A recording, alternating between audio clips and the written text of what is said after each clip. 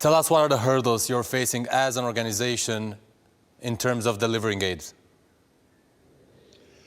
Look, it's a lot of the challenges are just getting aid in, and that's one of the great frustrations when you think about some of the unprecedented malnutrition rates in Gaza, and to think that 5 or 10 kilometres from where I am, there are hundreds of trucks lining up to come in with the food, the water, the medicine. So it's about the obstructions, about clearances, getting that aid in. Once it's in, there will be challenges. People are desperate, but if people know there's going to be a regular flow of aid, then they will trust the system. They won't think they're going to get aid once a week or once a month. So, the United Nations works in difficult places, Somalia, Afghanistan. We know how to deliver that aid, but we need to get so much more in, and particularly to the north. Do you feel like the whole procedure Israel has imposed in terms of checks is deliberately slowing down the aid?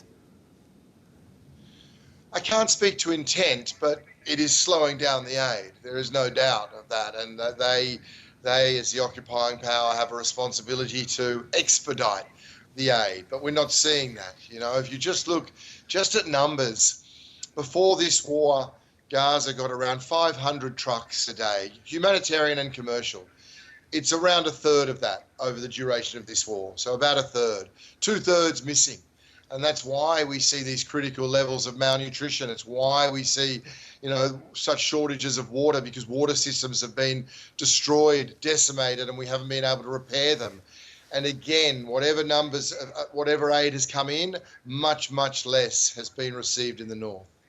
How would you assess the situation in terms of contagious, infectious diseases spreading in Gaza right now?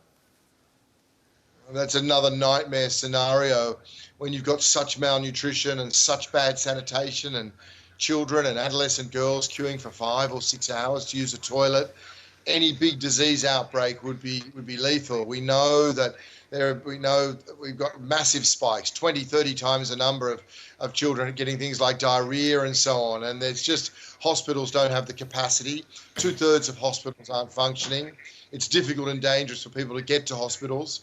Most of them are dealing with children with the wounds of war, the shrapnel, the burns. And so families are having to manage this without the medicines, often without just clean water. And again, all these supplies, the water, the medicines, they're not far away. Tell me if you feel like the food insecurity right now benefits Israel, and if you feel like the starvation is used as a weapon of war. No, again, I cannot speak to the intention of either of these warring parties. I can only speak to the impact. And the impact of what's happening is very clear. The impact is you've now got 1 in 3 children under the age of 2, 1 in 3 suffering acute malnutrition in the north that didn't have a malnourishment issue 6 months ago. 1 in 3.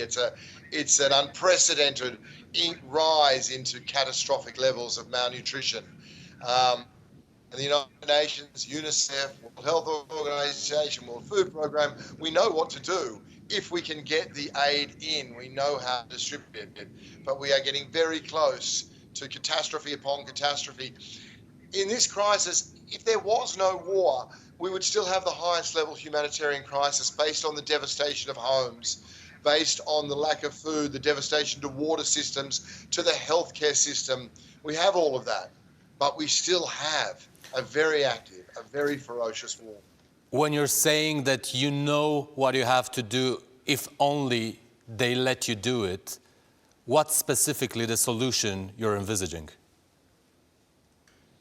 It's not very complicated in terms of aid. It's just loosening restrictions, speeding up processes at the border, making sure that there's something called dual usage. So in a truck, if something is found that they consider might have dual usage, and this could be, recently there were reports of scissors, then the whole truck is returned. So expediting things like that. More openings. Right now, aid is coming through one area. There could be 4 or 5 points, including a couple in the north.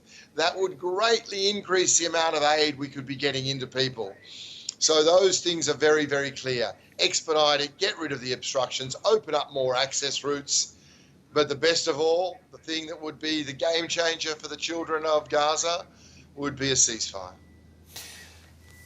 If there is a ceasefire, how long would it take for you to reach at least a balance or at least the same situation as before the invasion in Gaza in terms of delivering the aid and helping the people, in terms of food security, in terms of medical care?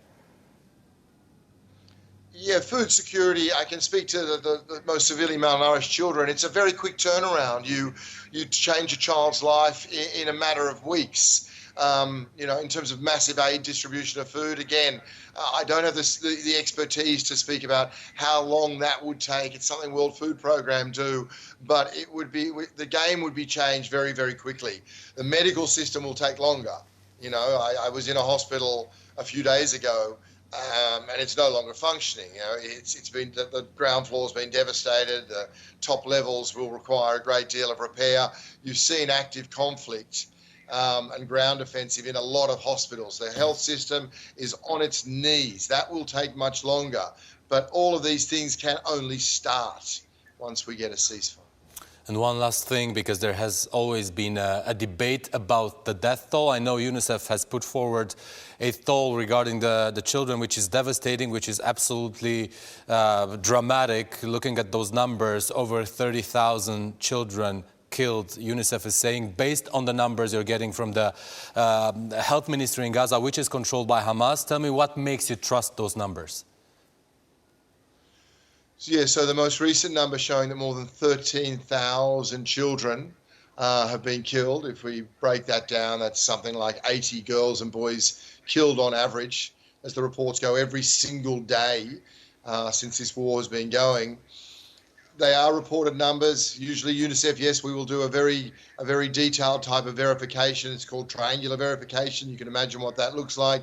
Takes much longer. The fact is, in previous conflicts, we have used the same Ministry of Health, yes, Ministry of Health data, and it's been shown once we've then been able to do our triangular, much more painstaking verification, that it's been shown to be accurate, to have faith in those numbers. That's where we are now. Remembering, of course, that these numbers may be an undercount.